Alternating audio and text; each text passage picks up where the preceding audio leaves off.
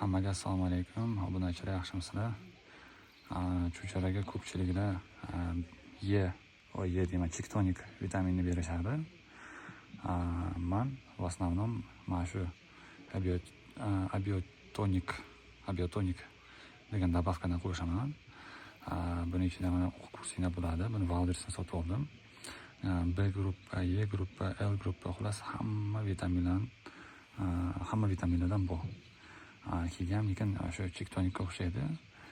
Chiktonik bilan buni solishtirganimda buning ichida vitaminlar ko'proq edi.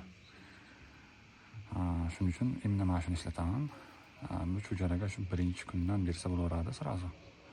Suvga rastavit qilib turib berasizlar. Hozir mana berish jarayonini ham ko'rsataman. Tak, bunday idishlarni tayyorlab olasizlar. Tak, keyin issiq suv solasizlar kam-kam. Hozir kun sovuq, shuning uchun sal iliqroq qilamiz suvni.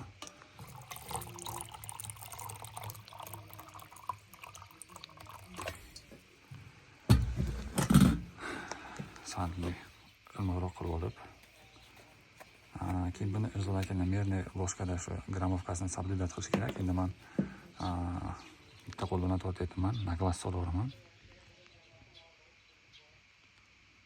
Tak, ko'payib ketdi sal.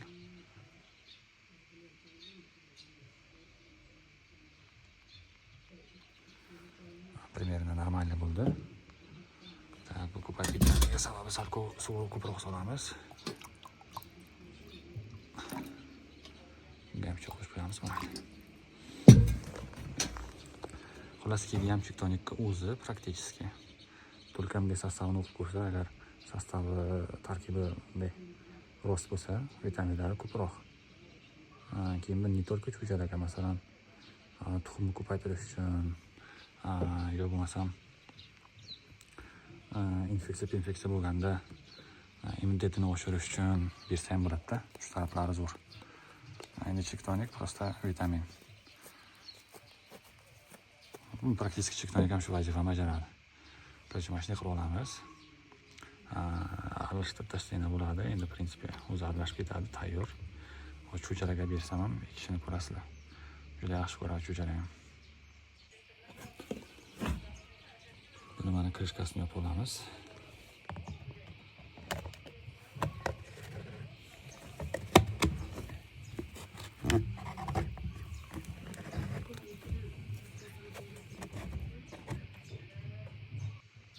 Tak, mana krishkasini yopib oldik. Cho'jaraga beramiz.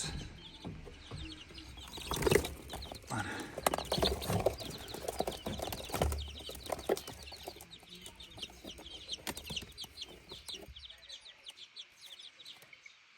Cho'jalarimiz chanqaganga o'xshaydi. Hozir kun sovuq bo'lib shuncha suv kamroq kerak.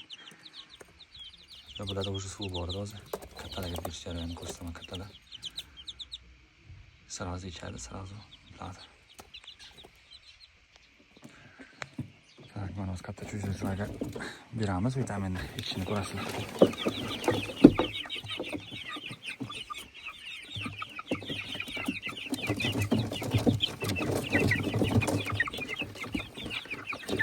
Yaxshi vitamin.